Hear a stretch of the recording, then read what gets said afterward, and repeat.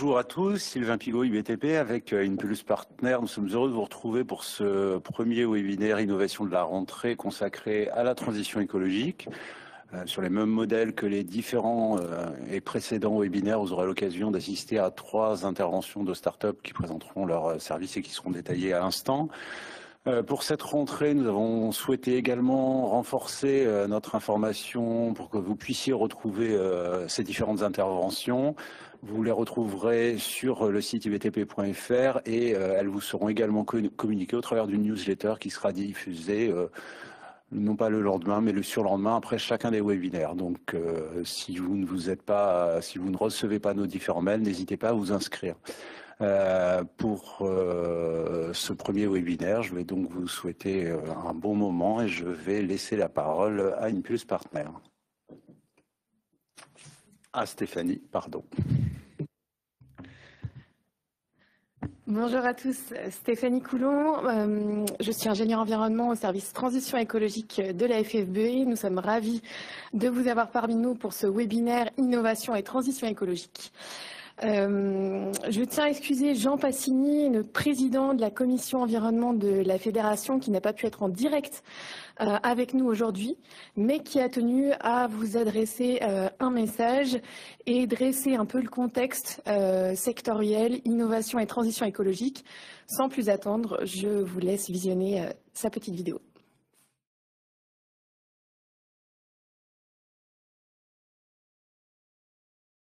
Bonjour à toutes et tous. Je suis désolé de ne pas être parmi vous, mais je souhaite néanmoins évoquer l'intérêt que notre fédération porte à la transition écologique.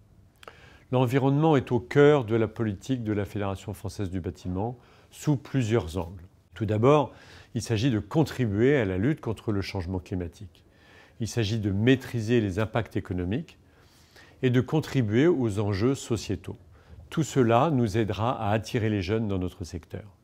Au niveau mondial, vous savez que l'accord de Paris a fixé comme objectif de maintenir nettement en dessous des 2 degrés la hausse des températures mondiales d'ici 2100.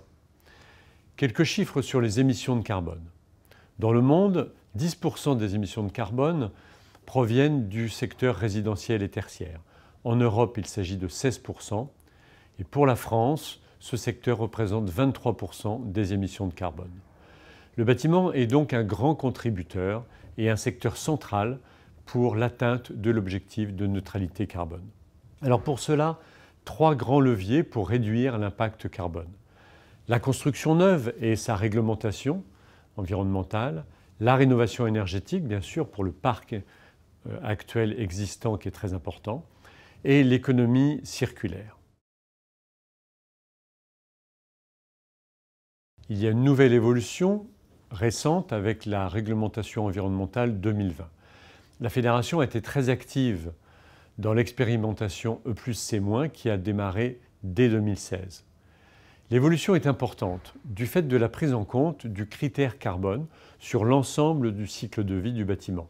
La fabrication des produits et des matériaux, le chantier, l'exploitation du bâtiment et la fin de vie. L'évolution sur les 10 prochaines années, c'est un renforcement progressif des exigences en 2022, en 2025, en 2028, puis en 2031. Il y a donc un impact fort sur la phase production des matériaux, avec comme conséquence une évolution inévitable des modes constructifs vers le bas carbone. De plus, la part de marché des matériaux biosourcés va augmenter. De la même façon, concernant les énergies pour lesquelles le contenu carbone est important, eh bien, la tendance va être de voir disparaître le fioul, le gaz, au profit des énergies alternatives. Toute la filière va alors être amenée à faire des évolutions dans ses pratiques. En premier lieu, la maîtrise d'œuvre et les bureaux d'études, puisque l'ACV, l'analyse du cycle de vie, devient obligatoire et viendra compléter l'étude thermique que l'on connaît bien. Pour les industriels, il s'agit de faire en sorte que les produits sur le marché soient bas carbone, et donc cela donnera une large place à l'innovation. Pour les entreprises, cela impliquera une diversification de leurs activités et une mise en œuvre adaptée aux nouvelles pratiques et aux nouveaux matériaux. L'élément central de tout cela, ce sont les FDES, les fiches de déclaration environnementale et sanitaire, comme vous le savez. pour les matériaux, et ce que l'on appelle les PEP, le profil environnemental produit, pour les équipements techniques. La Fédération française du bâtiment est en train d'élaborer des supports pédagogiques d'accompagnement des entreprises dans cette mutation. Le deuxième volet qui nous préoccupe, c'est la rénovation énergétique. C'est en effet un sujet récurrent depuis le Grenelle de l'environnement en 2007. Le marché est fortement accompagné, notamment pour le résidentiel et depuis peu pour le tertiaire via France Relance. Nous œuvrons régulièrement, comme vous le savez, pour faire maintenir un accompagnement financier solide pour la rénovation énergétique. Le prix de l'énergie en France est trop bas et ne permet pas toujours d'avoir des travaux de rénovation qui sont rentables à court terme. C'est également donc un frein à la rénovation. D'autre part, une large frange de la population vit dans des logements énergivores. La précarité énergétique est une préoccupation importante avec 3,5 millions de ménages concernés. En 2019, 12% des Français dépensent plus de 8% de leurs revenus pour payer cette facture énergétique pour leur logement. Et ils font partie des plus modestes. Ainsi, le soutien financier à la réalisation de travaux est indispensable et se fait principalement aujourd'hui avec deux outils cumulables. MaPrimeRénov', d'une part, et le dispositif des C2E, avec une nouvelle période de 4 ans à venir. La FFB accompagne les professionnels. Elle élabore des fiches d'autocontrôle, 49 sont attendues, et de réception de chantier, 28 sont finalisées. Tout cela sera d'ailleurs disponible prochainement et numériquement via l'application Chèque Créneau. La Fédération accompagne les entreprises dans le dispositif de qualification professionnelle et le RGE. Elle les aide à monter en compétences. L'économie circulaire est le troisième enjeu important dans lequel la Fédération française du bâtiment est particulièrement impliquée. Comme vous le savez, on vit un changement radical avec l'application de la REP bâtiment dès le 1er janvier 2022 dans le cadre de la loi AGEC. Il s'agit de la responsabilité élargie du producteur. Les fabricants ont la responsabilité de la prise en charge financière de la fin de vie de leurs produits dès l'instant qu'ils les mettent sur le marché. Une éco-contribution sera facturée avec les matériaux et reversée à un éco-organisme qui devra remplir les objectifs suivants. D'une part, la reprise sans frais pour les entreprises de bâtiment de leurs déchets triés. Ce sera une forte incitation économique au tri sur chantier. D'autre part, il faudra développer le maillage du territoire en points de collecte, accélérer le recyclage des déchets en fin de vie ainsi que la recherche pour créer de nouvelles filières là où il n'y en a pas. Il faudra mettre en place un système de traçabilité et aussi lutter contre les dépôts sauvages. La FFB a mis en place de nouveaux outils d'accompagnement, nombreux. Il s'agit bien sûr du site internet www.déchets-chantier.ffbâtiment.fr. C'est notre produit phare et vous le connaissez déjà. Des kits quart d'heure environnementaux pour sensibiliser nos équipes, les compagnons, autour de 5 thèmes dont la gestion de chantier. D'autres évolutions en parallèle qui bougent les lignes pour les entreprises, par exemple l'obligation d'inscrire les modalités de gestion des déchets dans les devis, la montée en puissance du réemploi que l'on constate dès aujourd'hui. Tout cela amène aussi le secteur à imaginer de nouvelles façons de construire et contribue grandement à l'innovation et donc à l'attractivité de nos métiers. Le monde bouge, le bâtiment aussi. Dans son discours, Jean Passigny évoquait les 3 piliers de la transition écologique dans le secteur du bâtiment, à savoir la construction bas carbone, la rénovation énergétique et l'économie circulaire. Vous allez avoir aujourd'hui la présentation de 3 startups qui œuvrent sur chacune l'un de ces piliers. On a choisi des axes un peu spécifiques. Pour la construction bas carbone, vous verrez des murs qui se transforment en radiateurs.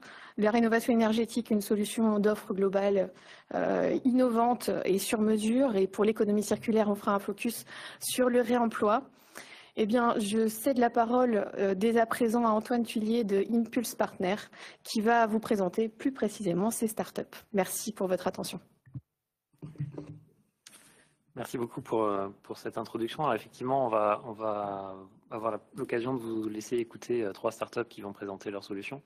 Et avant ça, je voulais dire un petit mot sur ce que nous, on voit de notre point de vue d'accélérateur de startups sur ce qui se passe dans le domaine de la transition écologique dans le BTP. Et on voit vraiment un grand nombre d'acteurs qui se positionnent sur ces sujets-là.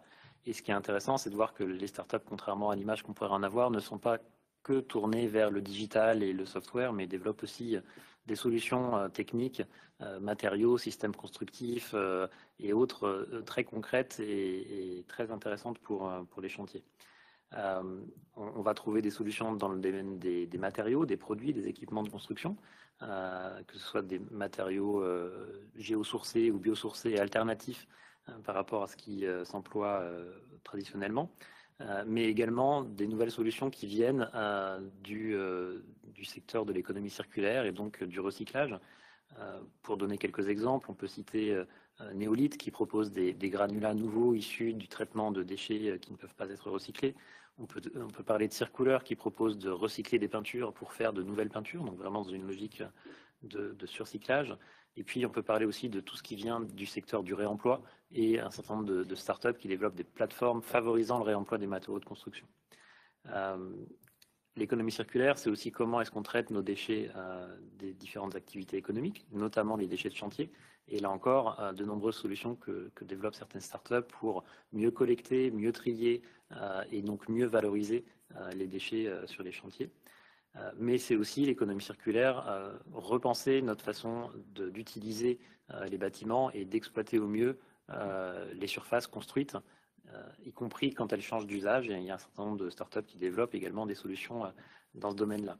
Et puis, on l'a évoqué, la transition écologique, c'est aussi l'énergie et la façon dont on génère de nouvelles énergies pour le bâtiment, dont on optimise le fonctionnement du bâtiment pour utiliser moins d'énergie. Et vous verrez des solutions dans ce domaine-là, avec notamment le poids majeur de la rénovation énergétique du parc existant, qui, on le sait tous, est vraiment la clé quand on parle de transition énergétique dans le secteur de la construction. Et puis la transition écologique, c'est aussi l'eau, dont on parle pas toujours beaucoup, mais qui est vraiment un vrai sujet. Comment mieux gérer les consommations d'eau dans les bâtiments, bien sûr, mais aussi dans les chantiers. Comment s'assurer qu'on ne va pas polluer les eaux au cours d'un chantier ou qu'on va au minimum rejeter des effluents dans la nature après ou pendant un chantier. Et il y a un certain nombre de startups aussi qui se positionnent sur ces secteurs-là avec des solutions techniques très pratico-pratiques pour les chantiers, avec des capteurs, avec des filtres, avec tout un tas de solutions qui peuvent se déployer dans nos entreprises.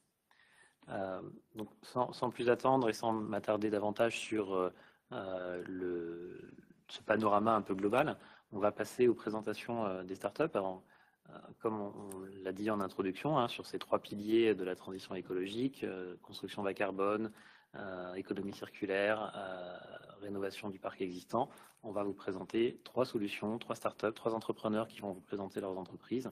Donc Airbooster, une solution d'énergie bas carbone pour la construction, Mobius qui est centré sur l'économie circulaire et Inergie qui nous parlera de massification de la rénovation énergétique des bâtiments existants. Voilà, vous aurez l'occasion de poser autant de questions que vous le souhaitez aux entrepreneurs pendant leur pitch et via le chat. Donc n'hésitez pas à utiliser le chat sur l'outil de conférence pour poser vos questions et on les reprendra dans nos voix à la fin de la session. Et puis, ce sera, j'espère, l'occasion pour vous de découvrir ces solutions innovantes parmi tant d'autres dans la transition écologique du BTP. Parfait, merci Antoine. Donc, comme le disait Antoine, on va commencer par Airbooster. Donc, on va accueillir Christophe. Vous allez avoir 7 minutes de pitch, puis ensuite, il y aura 5 minutes de questions-réponses. Il va y avoir un timer qui va être mis dans le chat. Donc, je vous conseille de laisser ouvert le chat sur votre fenêtre pour pouvoir suivre tout au long de votre pitch.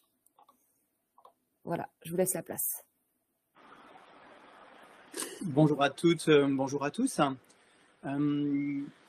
Parfait, Christophe Fourcault, fondateur de la société Airbooster. Je dis pour les slides suivantes, comment fait-on? Oui, vous pouvez juste me dire slide suivante et je passerai à la slide d'après. C'est parti, alors slide suivante, merci. Donc, comme vous le savez sûrement, les 2 tiers de la dépense énergétique des bâtiments sont dus au chauffage. Ça représente plus de 150 milliards d'euros par an. Et donc, pour essayer de trouver une solution face au changement climatique d'une part et aux conséquences financières que ça a, la société Airbooster a souhaité mettre en place une solution que je vais vous présenter. Slide suivante. L'hiver, petit test. Vous reconnaissez tous du bardage, un bâtiment avec un bardage métallique. Voilà, du coup vous avez la réponse en même temps, mais l'hiver, alors même qu'il ne fait que 7 à 8 degrés dehors, dès qu'il y a un peu de soleil, la tôle du bardage des bâtiments en ossature métallique monte autour de 60-65 degrés. Et donc toute cette énergie-là est perdue, et donc Airbooster a mis en place une solution bas carbone qui va permettre de valoriser cette énergie. Slide suivante. Alors comment ça marche? C'est relativement simple. Donc vous reconnaissez tous du bardage. Ça fonctionne avec n'importe quel bardage. Eh bien, on va venir fermer le bardage avec une tôle à l'extérieur et on va venir fermer ces canaux de façon à pouvoir faire circuler de l'air. Le principe est simple. Les canaux sont reliés à la ventilation du bâtiment. Et donc, quand le soleil, dès qu'il y a un peu de soleil, la tôle de bardage chauffe. Et donc, l'air qui va circuler, au lieu d'être pris à l'extérieur, va circuler dans les canaux et va pouvoir être injecté à l'intérieur du bâtiment. On récupère ainsi gratuitement de l'air jusqu'à 50 degrés. Le système est breveté, je ne vous ai pas tout dit, c'est un peu plus compliqué que ça, mais voilà. Le système est breveté, le système est fiable, entièrement recyclable et ne contient aucun composé organique volatile. Slide suivante. Grâce à cette solution bas carbone, vous allez pouvoir faire 3 choses. 1, chauffer l'hiver. Deuxièmement, refroidir l'été. Donc, on va faire du free cooling, mais massif l'été. Donc, ça veut dire que le bâtiment, le matin, quand vous arrivez, eh bien, il est déjà rafraîchi. Et vous allez pouvoir faire du séchage, donc en fonction du besoin. Là où ça devient intéressant, c'est quand ça a été quantifié, on peut faire jusqu'à 83% d'économie. Pour faire simple, le système Airbooster est 3 fois plus puissant que le photovoltaïque et va consommer 120 fois, enfin, va produire, 120 fois plus d'énergie qu'il ne va en consommer. Slide suivante. Je répondrai du coup aux questions s'il y en a après. Donc, les valeurs ajoutées. Ah oui, alors j'ai oublié de préciser que Airbooster était labellisé Solar Impulse. Grâce à cette solution, vous allez pouvoir faire différentes choses. La première des choses, c'est que le système est entièrement compatible aussi bien en neuf qu'en rénovation. Ça, c'est important. Se pose comme n'importe quel bardage et va vous permettre d'avoir une conformité par rapport à la RE 2020 et au décret tertiaire, puisque les nouvelles obligations sont très fortes. Vous pouvez renouveler de l'air de façon très importante. Vous avez compris que du coup, le coût est relativement faible par rapport à la quantité d'énergie récupérée. Et donc, on a ROI client qui est très faible, de 2 à 7 ans. Et enfin, le système laisse de la place libre sur le toit et donc va permettre de mettre du photovoltaïque, par exemple. C'est relativement simple. L'hiver, le soleil est plutôt rasant. Et donc, du coup, le mur se prête bien plus à la récupération de chaleur que la toiture. Slide suivante. Alors vous avez une petite vue donc d'un côté en version murale ou au sol pour le séchage et à droite vous avez la vue de ce qui se passe concrètement à l'intérieur d'un bâtiment. Donc tous les 3 mètres carrés vous avez une gaine collectrice qui va aller jusqu'à la CTA qui va ensuite dispatcher l'air à l'intérieur du bâtiment. Slide suivante. Donc, cette solution a fait l'objet d'une étude très approfondie de la part du bureau, du bureau d'études Nobatech, que certains d'entre vous connaissent sûrement. Et donc, 20 ans de données météo ont été injectés pour obtenir le chiffrage sur la base de prototypes fonctionnels. Désormais, Airbooster en est à son 2e site en construction. Le 2e est en construction actuellement. Slide suivante. Alors, qu'est-ce qui se passe? En bleu, vous avez la température entre le jour à gauche, enfin le lever du soleil et le coucher à droite. Eh bien, vous avez ce jour-là, il a fait environ 12-13 degrés. En bleu, vous avez les courbes de température. Et en orange, vous avez toute l'énergie gagnée gratuitement par le système et qui peut être injectée dans le bâtiment. On est sur 600 watts crête du mètre carré. Slide suivante. Alors l'hiver, voilà, comme je vous le disais, le bardage chauffe dès qu'il y a un petit peu de soleil. Alors quand il n'y en a pas de soleil, c'est le chauffage classique qui fonctionne. Et dès qu'il y a un petit peu de soleil, eh bien l'air chaud va être injecté dans le bâtiment. De fait, votre chauffage ne se met pas en marche. Vous faites des économies d'énergie. Slide suivante. Donc le free cooling l'été, la nuit. il fait régulièrement entre 14 et 17 degrés, sauf exception, la nuit. Dès que la température descend en dessous de 20 degrés, le free cooling se met en marche et là, vous allez pouvoir injecter 2, 3, 7000 m3 par heure dans votre bâtiment pour le refroidir. Slide suivante. Alors, je vais passer très rapidement. Le système Air Booster permet aussi de faire du séchage de céréales, par exemple. Et donc, on va récupérer donc, cette fois la journée printemps, été, automne de la chaleur. Et donc là, on va pouvoir monter à 52 degrés en version murale ou, slide suivante, on va pouvoir monter jusqu'à 69 degrés en version au sol en fonction des usages. Voilà. Je vais passer à la slide suivante. Bien sûr, aujourd'hui, on va se concentrer plutôt sur le chauffage. Donc Air Booster cible plutôt les sociétés spécialisées dans la rénovation énergétique, principalement les constructeurs de bâtiments métalliques et les poseurs de bardage. Le séchage étant une partie un petit peu à part par rapport à aujourd'hui. Slide suivante. Donc les cas d'application, eh bien, la solution bas carbone Air Booster peut se poser aussi bien sur les bâtiments commerciaux, à usage de bureaux, industriels, logistiques et agricoles. Il s'en construit 15 millions de mètres carrés chaque année. Et donc le secteur, c'est bien évidemment celui de la rénovation et le secteur du neuf. Slide suivante. Le modèle économique, c'est d'abord le B2B. Air Booster est un fabricant de la solution. Et donc, va pouvoir directement être commercialisé donc, auprès des constructeurs et des spécialistes de la pose de bardage. Et donc, Air Booster est bien un fabricant et un distributeur au profit de ces personnes-là. Bien évidemment, Air Booster ne s'interdit pas de faire un petit peu de B2C, mais le modèle principal, c'est d'abord la fabrication et la vente aux professionnels dans le BTP. Slide suivante. Oui, vous avez repéré le prix peut-être un petit peu. On est autour de 200 € du mètre carré. Donc voilà, pardon. Donc cette solution est une solution bas carbone. La FDES a été faite et donc on parlait tout à l'heure de cycle de vie. Effectivement, sur l'ensemble du cycle de vie, vous l'avez bien compris, le bardage il existe déjà. Donc du coup, cette solution est durable une cinquantaine d'années et donc du coup est forcément bas carbone de par les très peu de matériaux qu'elle utilise et bien évidemment l'énergie elle est gratuite puisque c'est le soleil qui la produit. Voilà en synthèse un petit peu la présentation d'Air Booster. Je vous laisse me poser des questions si vous le souhaitez. Christophe, donc si vous avez des questions en ligne, vous pouvez les poser dans le chat directement. Hop. Vous avez 5 minutes. Peut-être une première question de mon côté. Merci pour la présentation. Est-ce que vous pouvez nous parler un petit peu des implications que votre solution a sur le système de renouvellement d'air? Est-ce que vous connectez directement à ce qui existe ou est-ce que ça nécessite des débits supérieurs, des puissances supérieures ou autre chose? Excellente question. Effectivement, il ne s'agit pas uniquement, donc vous avez bien compris, on récupère de l'énergie. Maintenant, il faut la diffuser dans le bâtiment. Donc effectivement, si on s'adresse à du neuf, eh bien, effectivement, on va surdimensionner un petit peu par rapport à un débit, alors deux cas de figure. Soit on est sur du débit hygiénique et il faut surdimensionner, soit on est déjà sur un système de chauffage, il n'y a pas forcément besoin. Et dans tous les cas, on va pouvoir sous-dimensionner de 10 à 15% le système de chauffage qui, parce que vous l'avez bien compris, Air Booster ne remplace pas le chauffage. Il peut pleuvoir, l'hiver, ça arrive.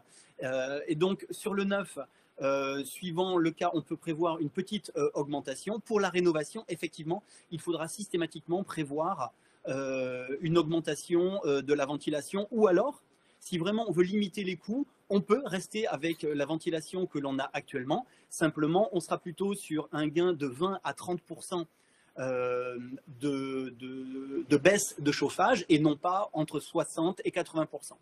Donc oui, si vous voulez la pleine puissance, il faudra un peu augmenter les débits et la puissance de la CTA. Si vous voulez quelque chose de plus modeste, il n'y aura pas de coût supplémentaire. Alors je lis en même temps, ce système... On a deux questions dans le chat, oui. Oui, voilà. Ce système peut-il s'appliquer que sur les murs exposés plein sud? Alors, idéalement, oui, plein sud. Alors ça marche, en fait, le soleil, l'hiver, il est très peu à l'est et très peu à l'ouest.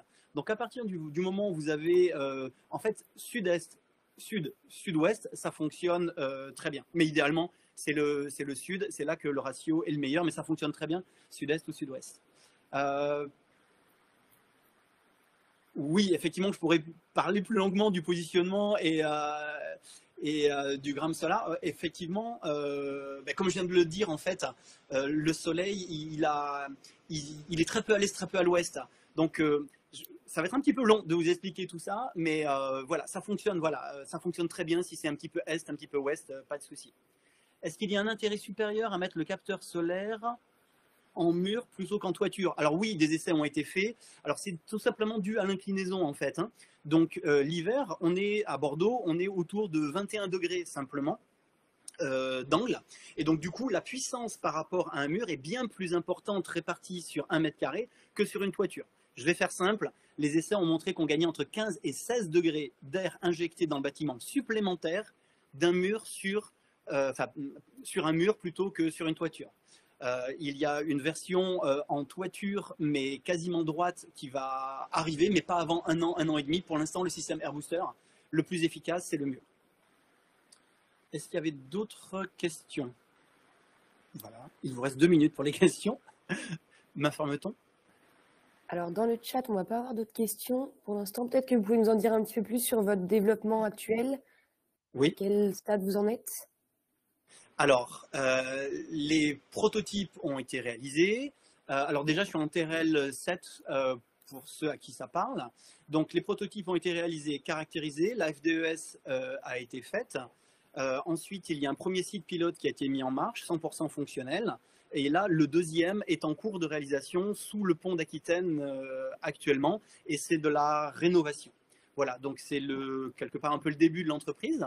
Donc je ne pourrais pas fournir des centaines et des centaines de mètres carrés. Aujourd'hui, AirBooster peut fournir 100 mètres carrés toutes les 3 semaines. Et si, un point extrêmement important que je n'ai pas précisé, c'est globalement le dimensionnement. Par rapport à votre surface au sol, avec une hauteur sous plafond de 2,50 m classique, eh bien, il faudra installer AirBooster uniquement sur 10 mètres carrés.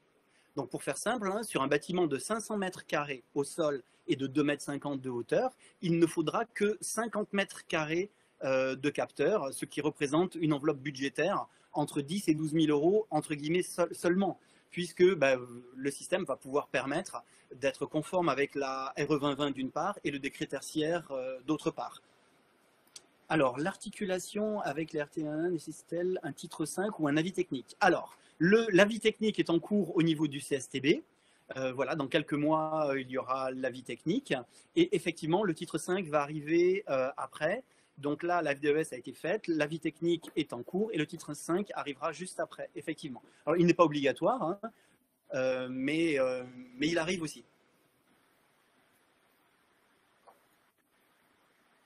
Merci beaucoup pour toutes ces informations. Je ne sais pas s'il y avait une dernière question, peut-être dans la salle, ou sinon, on va passer peut-être à la start-up suivante. Merci beaucoup. Merci, à très bientôt. Christophe, pour votre présentation. Donc, nous allons maintenant passer à la présentation de Mobius, donc, par Noé. Donc, Noé, on te laisse la parole. Bonjour. Donc, Mobius, donc aujourd'hui, nous, on s'est spécialisé dans le réemploi de matériaux de construction. La question est donc de savoir pourquoi. Suite. Donc, le contexte, suite. Donc, le premier, c'est que, voilà, adhérent de la FFB, membre de l'acte de construire, on peut se féliciter d'être les champions de France de la production de déchets, donc à hauteur de 40% en France, que ce soit le bâtiment et les travaux publics. Le sujet, c'est que si on jette, ça veut dire qu'on consomme des produits neufs, et dire consommer des produits neufs, ça veut dire donc justement consommer de la matière première. Consommer de la matière première, ça veut dire la raréfier. On revient sur la slide d'avant, s'il vous plaît. Ça veut dire la raréfier, et en fait, on le voit que dans un marché qui est mondialisé comme aujourd'hui, et avec le Covid, en fait, ces coûts peuvent augmenter et surtout fluctuer et avoir des problèmes d'approvisionnement. Suite. Le second sujet, c'est que en gros, les matériaux, on l'a découvert récemment avec les premières analyses de cycle de vie, c'est à peu près 50% de l'énergie consommée sur la durée de vie d'un bâtiment, les premiers 50% étant l'énergie d'usage, donc chauffage, climatisation, éclairage, ainsi de suite. Les autres 50%, c'est vraiment les matériaux, et donc c'est 50% également du carbone de la construction. Et ce carbone-là, peu ou prou, c'est environ 30-35% des gaz à effet de serre en France. Suite. Donc aujourd'hui, le bâtiment, comme beaucoup d'autres secteurs d'activité en France, on est fondamentalement dans une économie linéaire. Donc en gros, on achète de la matière première qu'on transforme en produit, qu'on va utiliser pour construire. On va utiliser ce bâtiment, donc une durée de vie moyenne de 50 ans en France aujourd'hui, qu'on va démolir et puis on va produire des déchets. Super. Nous aujourd'hui, ce qu'on propose, c'est justement de circulariser en fait tout ça, donc de prolonger la durée de vie de ces matériaux-là, puisqu'ils ont encore une valeur d'usage, une valeur technique et une valeur économique. Ensuite. Et ce qui nous permet en fait de répondre aux problématiques de déchets, de consommation de matières premières et d'émissions carbone, donc on a précisé précédemment. Ensuite. Donc, nous, on a deux axes en fait sur lesquels on travaille aujourd'hui. Le premier, c'est le conseil. Donc, la première partie, c'est comment déconstruire plutôt que démolir, avec en exemple la ZAC Saint-Vincent-de-Paul, donc à Paris, pour lequel on est à Émour et Emploi pour Paris Métropole Aménagement, qui est l'aménageur. Donc, il y a environ une dizaine de bâtiments, il y a 60 000 m² de surface. Qu'est-ce qu'on fait de tout ça?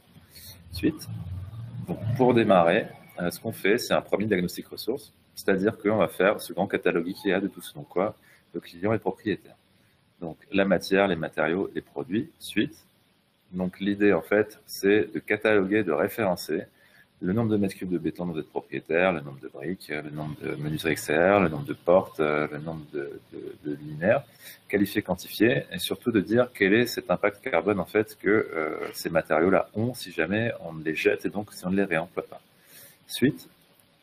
Donc là, on va mettre en place un schéma directeur en disant à notre maîtrise d'ouvrage, à notre client, ça, vous pouvez le garder sur site, que ce soit donc le gros œuvre, ou que ce soit par exemple du câblage électrique, des nourrices ou je ne sais quoi. Ça ne vous intéresse plus parce que vous trouvez que c'est daté. Ben dans ce cas-là, en fait, donnez-le. Et enfin, petit 3, en fait, ça a encore de la valeur, par exemple des radiateurs en fonte ou des groupes électrogènes, ça, vous pouvez le vendre, ces éléments-là. Donc, suite. Donc en fait, dans le cadre de la donation, nous, ce qu'on fait, c'est que, et c'est un peu le gros de notre travail sur site, puisque en fait, la vente est encore assez complexe, hormis vendre à des artisans, mais c'est très difficile encore aujourd'hui d'alimenter des chantiers de plus de 1000 m² avec des matériaux de réemploi, et on verra pourquoi. En revanche, faire de la donation, c'est-à-dire faire intervenir associations, artisans avant l'entreprise de curage, pour qu'ils donnent de leur temps, et en gros, c'est eux qui vont démonter pour leurs propres usages, ce qui fait que la maîtrise d'ouvrage, elle y trouve un intérêt, elle valorise mieux ses déchets. Et d'autre part, en fait, si ces gens-là ont récupéré, ils n'ont pas consommé de matériaux neufs, donc ils n'ont pas consommé de matières premières, pas consommé d'énergie et donc pas émis de carbone. Ensuite, et bien sûr, en fait, on va faire le bilan social et environnemental de tout ça. C'est-à-dire que, on va vous dire, voilà, vous avez économisé tant de tonnes de déchets. Par exemple, sur cette opération-là, donc là, c'est un premier bâtiment d'environ 500 m², vous avez économisé 20 tonnes de déchets qui représentent X tonnes de CO2, qui représentent X mégawattheures, qui ne parle à personne en bas à gauche. Et en revanche, ça correspond en fait à un an de consommation énergétique du bâtiment ou à vous prenez votre bagnole et vous faites cette fois le tour de la Terre. Suite, à l'inverse, il y a beaucoup de bâtiments encore qui vont se construire et qui se construiront. Donc là, l'idée, c'est comment, avec des matériaux de réemploi, substituer des matériaux neufs dans la construction. Suite, donc on va faire une première analyse technique et architecturale des éléments qu'il y aura sur la future construction en se disant, voilà, peut-être que les portes palières, peut-être que le parquet, peut-être que les luminaires, on peut les remplacer par des matériaux issus du réemploi. Ensuite, là, on va partir à la recherche d'opérations qui seront en déconstruction de manière concomitante avec l'opération de construction. Donc, trouver ces matériaux-là, ensuite, et s'occuper en fait de toute la faisabilité technique, d'une part, donc parler avec le contrôleur technique, comment est-ce qu'on crée une fiche technique, comment est-ce qu'on fait les tests en laboratoire pour tout ça, suite, et surtout comment en fait assurer en biennale ou en décennale ces matériaux-là. Là, vous me direz, mais qui va faire tout ça? Donc en fait, il faut trouver un reconditionneur. Et il n'y en a pas ou peu aujourd'hui en France, et c'est pour ça, suite, qu'on est devenu en fait industriel. Donc aujourd'hui, on fait également de la production. Ensuite, on est spécialisé, là pour le moment, c'est un peu notre tête de gondole, c'est le faux plancher technique que vous avez à peu près dans 2/3 des bâtiments en usage, de bâtiments de bureau pardon, en usage aujourd'hui. Donc c'est ces 3 cm de bois qui sont tôlés et qui font 600 mm par 600 mm. Tous les 15 ans, en fait, c'est jeté. Pourquoi? Parce que lorsque Orange arrive et que SFR s'en va, les cloisons étaient rouges et maintenant on fait des cloisons orange. Donc on en profite pour refaire l'intégralité du second œuvre de la construction. Et notamment, ce produit-là est bêtement jeté, alors qu'il a encore une valeur économique et une valeur d'usage. Suite, donc nous, qu'est-ce qu'on fait? On va sourcer à peu près partout en France ce faux plancher. On a démarré dans l'Europe occidentale, donc les pays limitrophes. Suite, on travaille avec les entreprises de curage démolition qui vont en fait déposer pour nous ces matériaux-là, puisqu'ils sont payés en fait pour les jeter. Donc là, l'idée, c'est que plutôt que de les jeter, en fait, cédez-les nous.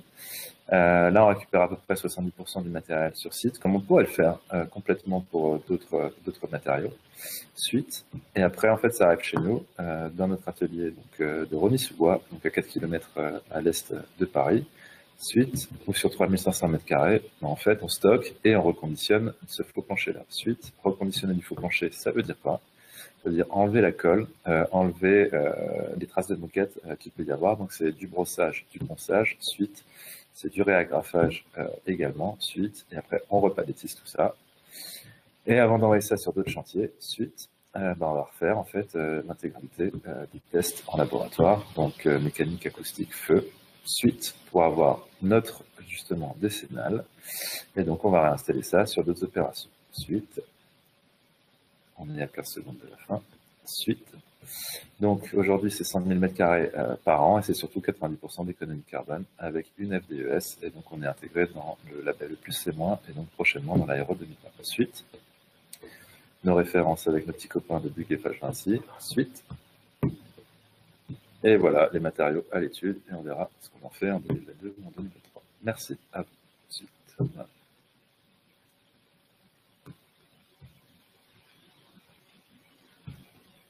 Merci beaucoup pour la présentation.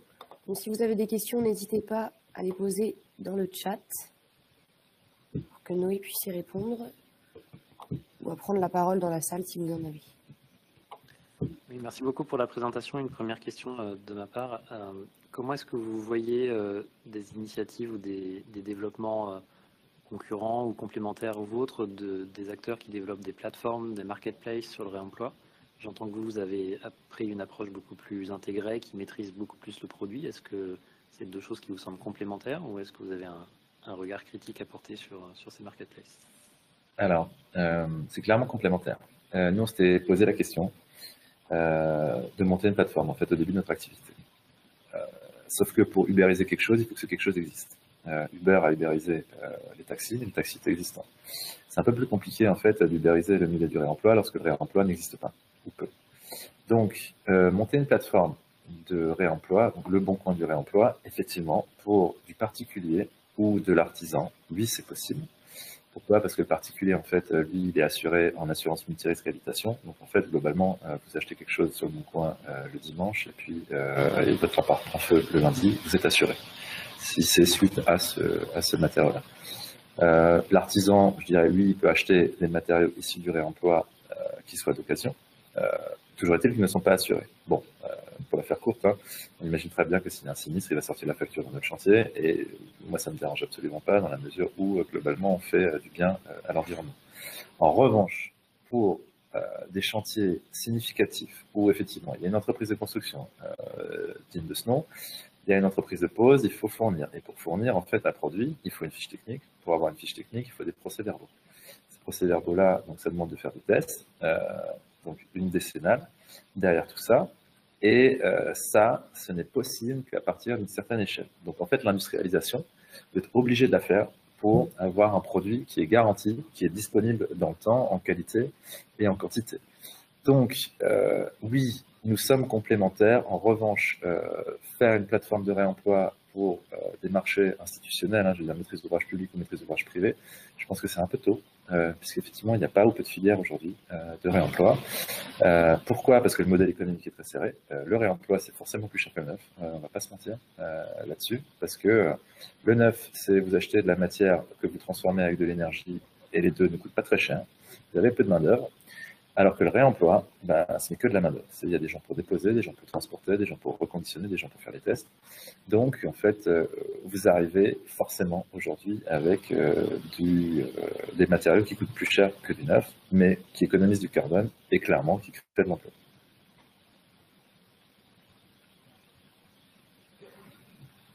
Alors, avez-vous évalué la significativité environnementale des transports liés à la récupération et à la réinstallation des faux planchers? Alors, globalement, cette distance-là, on pourrait chercher le faux plancher à Moscou, que ça ne changerait pas grand-chose en fait à notre impact environnemental. J'exagère de trait. Le poids du transport par rapport, je dis bien sûr ce produit-là, est relativement faible. Sur notre FDES, on est de l'ordre de, il me semble que c'est, sur notre FDES c'est 20%, donc sur un FDES 9, ça doit être à l'ordre de 5%. Donc il y a un impact significatif, je dirais, à partir de 1500 km. 1500 km aller, 1500 km retour.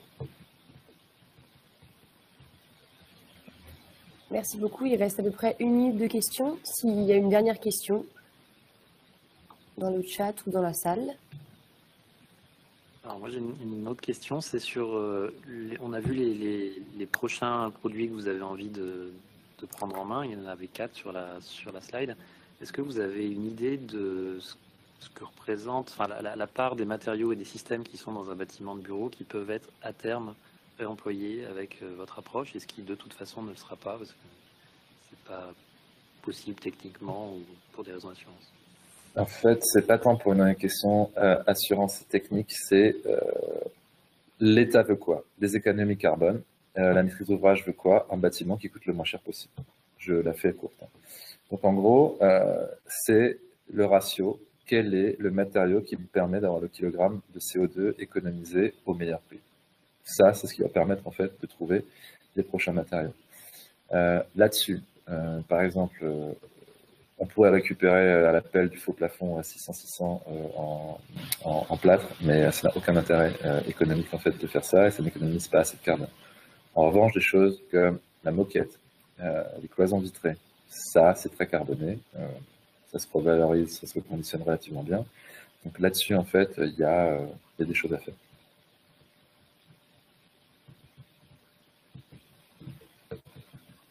Parfait. Merci beaucoup Noé pour la présentation. Et nous allons passer à la 3e start-up, donc Inergie, qui va être présentée par Rémi. Bonjour.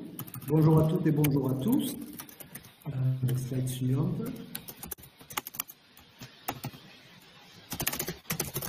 Donc, Startup Inergie, donc entreprise toulousaine au rayonnement national. On est créateur d'économie d'énergie. Nous sommes un groupe qui promouvoit la baisse de consommation énergétique en France. Et quand on parle d'énergie, on parle d'un groupe, mais on parle aussi de certificats. Nous sommes au nombre de trois structures d'exploitation. Une structure énergie valorisation, qui est une structure délégataire au titre du dispositif des certificats d'économie d'énergie. Une structure bureau d'études, énergie solutions, qui est là pour apporter des solutions accessibles, innovantes dans le domaine de l'efficacité énergétique. Et une troisième structure plus opérationnelle, énergie opération, qui est une solution en fait de mise en œuvre, donc de production de travaux de rénovation énergétique. Aujourd'hui, on a pris le parti de vous parler de rénovation énergétique et plus particulièrement de rénovation énergétique de masse dans le cadre en fait de nos activités. Slide suivante. En quelques chiffres, Inergie, ce sont pas moins de 150 passionnés donc, qui agissent partout en France, donc sur le territoire national. Nous rénovons, et c'est l'objet de notre échange tout à l'heure, plus de 25 000 logements par an, notamment auprès des bailleurs sociaux et des syndics de copropriété. Et peu ou prou, nous générons 9 millions d'euros d'économie d'énergie par an. Slide suivante. Alors, la première solution d'énergie, c'est sa structuration, puisqu'on parlait tout à l'heure en fait de structures délégataires, de bureaux d'études ou encore de structures pour aller opérer sur les chantiers. Donc, on agit depuis toute la verticalité du marché, c'est-à-dire de la partie financement, de la partie suivi, pilotage, contrôle des travaux, ou bien encore sur la partie opérationnelle. Notre cœur d'activité en premier, c'est la rénovation en masse de patrimoine auprès des bailleurs sociaux. Et nous agissons partout en France sur, on va dire, un patrimoine atomisé sur lequel et pour lequel nous avons besoin de suivi, de pilotage et de contrôle d'opérations de rénovation énergétique. Et c'est pour ça que nous souhaitons en fait vous proposer la présentation de notre outil cartographique qui nous permet en fait d'accompagner nos clients dans leur rénovation énergétique pour comprendre ce qui se passe en fait sur leur patrimoine et comprendre précisément ce qu'on est en train d'opérer chez eux. Je pense, Juliette, que vous avez une vidéo, peut-être la présenter, et je prendrai la parole dessus. Voilà, parfait. Donc, au-delà de nos activités de structure délégataire, au-delà de nos activités auprès des industriels français, au-delà de nos activités en fait auprès du particulier, on agit donc auprès des bailleurs sociaux et on a mis à disposition un outil cartographique qui permet aux bailleurs sociaux de repérer ce qu'il en est de nos actions sur leur patrimoine quand nous rénovons en fait 1 millier, 2000 ou 3000 logements sur leur patrimoine, de façon à ce qu'ils puissent bien se figurer l'endroit où nous en sommes en fait des opérations et la façon dont les choses se cadencent chez eux. Donc, nous avons un outil cartographique qui se présente dans un premier temps, et là, c'est ce qui est en train de dérouler à votre écran. Donc, un listing patrimonial, importe peu. Donc, on récupère un listing patrimonial du bailleur social auprès de lequel nous allons agir, avec donc d'abord une phase étude. Dans un premier temps, nous faisons ce qu'on appelle les repérages de gisements d'économie d'énergie pour voir ce qu'il en est des besoins du bailleur social en termes de rénovation énergétique. Cette partie, donc, en amont des travaux, va se reproduire sur donc, la cartographie, qui, elle, comme vous le voyez arriver à l'écran, va être donc avec des points atomisés, chacun des points représentant des logements sur lesquels on a effectué des repérages de gisements d'économie d'énergie, et dans chacun des points, ça tombe parfaitement sur la démonstration, dans chacun des points, on va dire en fait l'endroit sur lequel en fait nous pouvons intervenir, les typologies de travaux sur lesquels nous pouvons intervenir, et quand nous intervenons par la suite, ensuite, on passe sur la partie opérationnelle et suivi donc du chantier. Première phase donc que vous voyez là, l'atomisation des points sur lesquels nous sommes en train d'agir et le client peut regarder ce qu'il en est de nos actions sur son patrimoine. Et deuxième point, le suivi en fait, ce qu'on appelle nous la carte de vie des opérations, pour qu'ils comprennent bien en fait ce sur quoi nous sommes en train d'agir et ce que nous sommes en train de faire en termes d'actes sur la partie de son patrimoine. On rentre là, par exemple, dans, on va dire, logement. Ce logement, en fait, il faut le considérer, et ce clic, il faut le considérer comme un dossier informatique qui va ouvrir, en fait, la carte de l'opération qu'on va mener donc, par le biais, en fait, de nos équipes et qui vont pouvoir, justement, être tracées et repérer ce qu'il en est. Alors là, pour le coup, il n'y a pas de photo avant-après, mais on a donc l'étendue, en fait, des opérations en termes de chiffrage, évidemment en termes de prix, mais également en termes de quantité. Il y a des photos avant-après pour que chacune des opérations que l'on mène sur ce patrimoine atomisé puisse être figurée auprès du bailleur social ou en l'occurrence auprès de notre client qui a du patrimoine. À gauche, la liste en fait menu déroulant sont toutes assez classiques, mais qui permet justement d'aller directement rechercher les opérations qui sont ciblées. Et ensuite, donc, la seconde partie du logiciel, qui est en fait la carte de vie des opérations, où là, pour le coup, on n'est plus en fait sur la phase de repérage de gisements d'économie d'énergie, on est véritablement sur la phase opérationnelle, et il est indiqué l'endroit où nous en sommes des opérations que nous menons, et la façon dont nous sommes en train de cadencer en fait les travaux. Dernière partie de l'application qui est en fait la partie, on va dire, du pilotage, le board, le reporting des actions que nous sommes en train de mettre et des actions que nous sommes en train de mener au niveau de la rénovation énergétique du patrimoine. Là, en l'occurrence, donc pour le coup, pour ce client, il y a 3 typologies d'actes, l'isolation de côme, de sous-face de plancher ou encore de calorifugage. Et il peut suivre quasi en temps réel l'étendue et l'avancée des opérations qui sont les siennes, eu égard donc aux travaux que l'on peut pratiquer. Et peut-être l'avez-vous vu juste avant, également aussi aux typologies d'aides qui peuvent prétendre. Là, en l'occurrence, c'est un client qui a le droit à des certificats d'économie d'énergie. En plus des opérations, il peut suivre le coût des opérations et il peut suivre aussi le niveau de financement des opérations. Partie listing patrimonial, repérage listing patrimonial, partie opérationnelle pour ce qu'il en est du dispositif, et ensuite partie reporting qui permet en fait, quand on agit, notamment, je prends un exemple aujourd'hui assez concret, quand nous rénovons, je crois qu'on est sur 4 ou 5 000 logements donc, auprès d'Alteal, donc un bailleur social de la région Midi-Pyrénées, il permet lui de se figurer qu'est-ce que concrètement nous sommes en train de faire sur son terrain, sur des situations qui sont ultra atomisées et que le simple, on va dire, reporting ou le simple en fait de suivre les chantiers ne suivent pas. On a mis en place donc cette cartographie pour opérer, pour suivre toute la partie de la valeur ajoutée qui est la nôtre, donc notre capacité à rénover en masse de patrimoine, et au-delà de ça, de permettre le suivi, le pilotage et le contrôle des opérations à travers cet outil cartographique. Voilà pour la présentation. J'en profite, alors je vois que la présentation est terminée, de toucher 2 mots aussi sur la partie des industriels français qu'on accompagne. Et donc, on a mis en place une application pour mesurer en temps réel les émissions de gaz à effet de serre de ces outils de production, de transformation.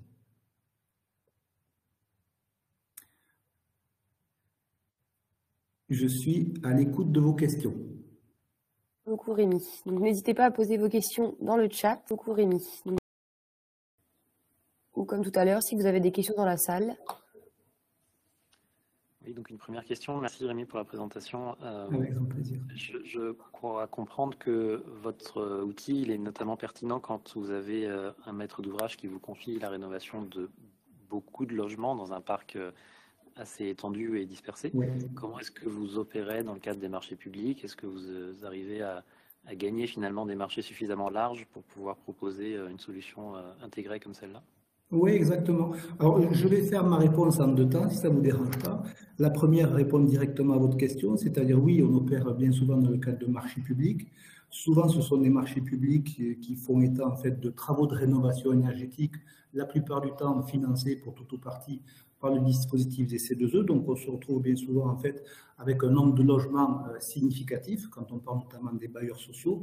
Mais, et c'est tout l'intérêt, c'est tout aussi pour ça qu'on a mis en place cette cartographie, c'est que les travaux aujourd'hui, on va dire, ne suffisent pas. Ce qui est important aussi, c'est d'apporter en fait toute la partie servicielle et tout ce qui est, en tout cas, le bailleur social est en droit d'attente, c'est-à-dire qu'ils comprennent quand un opérateur agit sur 10 000 de ses logements, et donc pour le coup au moins le double de ses clients et ou locataires, mais c'est important qu'il sache précisément ce qui se passe en fait sur son patrimoine, ce qu'il en est en fait de la rénovation énergétique de son patrimoine, et in fine, quand les opérations sont terminées, comment il peut lui après accéder dans une espèce de bibliothèque aux opérations qu'il a pu mener sur son patrimoine. C'est un outil qu'on a mis en place d'abord aussi et surtout à travers les demandes de nos clients. Puisque véritablement, quand ils souhaitaient en fait entreprendre des travaux de rénovation de masse, ils se trouvaient bien souvent bloqués pour toute la partie suivi pilotage, dans le cadre en fait, alors je pourrais le déployer un peu plus longtemps, mais rénover 10, c'est encore plus compliqué, mais rénover 3 ou 4 000, c'est vraiment autre chose, et ça demande notamment des outils, notamment un suivi additionnel. Ça, c'est pour le premier temps de ma réponse, si ça vous va. Deuxième temps, et vous avez raison, mais c'est aussi aujourd'hui un outil que l'on souhaite déployer en interne dans la partie pilotage de notre rénovation énergétique, mais aussi et surtout dans le marché qu'on va commencer à adresser, donc, qui est celui en fait du particulier à projet en France, où là on a véritablement non pas qu'une utilité client, mais on a véritablement aussi une utilité en interne dans toute la partie suivi, pilotage et contrôle des opérations qu'on est en droit et qu'on est en devoir de délivrer à nos clients.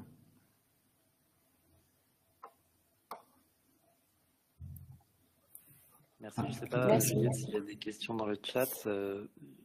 Alors, dans le chat, non, actuellement, il n'y en a pas. N'hésitez pas à les poser par écrit. J'en avais une deuxième, effectivement, qui est votre relation avec les entreprises, puisque dans le public qui nous écoute aujourd'hui, il y a un certain nombre d'entreprises qui font des travaux. Et donc, comment est-ce que vous travaillez avec elles? Est-ce que vous êtes contractant général et que vous avez des sous-traitants? Enfin, comment vous fonctionnez avec les opérateurs qui font les rénovations? Alors, bien souvent, on est dans le cadre, en fait, comme vous l'avez dit, enfin, on est systématiquement dans le cadre de marché public et on est majoritairement, en fait, dans le cadre de co-traitance. Donc, effectivement, on a une partie, en fait, opérationnelle qui existe chez nous, mais pour autant, on ne produit pas, en fait, l'entièreté de notre production. Et donc, on appelle et on fait appel à des partenaires donc, pour justement opérer ce qu'ils savent faire, donc, des travaux de rénovation énergétique.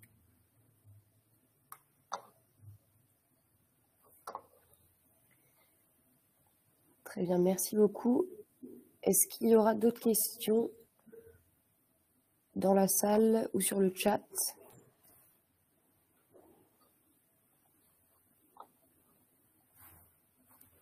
Hop. Non, je pense que tout est clair. Du coup, merci beaucoup pour votre présentation, merci à tous. de votre solution et de vos produits. Merci. Donc, on arrive à la fin des présentations des 3 startups. Donc, merci beaucoup pour ces 3 présentations, pour ces 3 solutions très intéressantes. Et je laisse la parole à IBTP pour la clôture de ce webinaire. Oui, merci. Merci à tous pour votre participation au nom de la FFB, au nom d'IBTP. Je souhaite remercier les 3 startups, Airbooster, Mobus Réemploi et Linergie pour leur intervention et leur présentation. Nous vous enverrons le replay de ce webinaire à tous ceux qui sont inscrits et qui n'ont pas pu forcément être présents aujourd'hui. Nous vous enverrons également la présentation, la vidéo de notre président de la commission de transition écologique, Jean Passini. Et je vous invite à la visionner car elle dresse un contexte innovation et transition écologique intéressant et du coup en synthèse en 5 minutes. Voilà, si vous avez des questions à la suite de cette présentation, vous avez le contact qui s'affiche à l'écran, innoverpourbâtir@ibtp.fr. Merci encore pour votre participation et on vous souhaite une bonne fin de journée. Merci.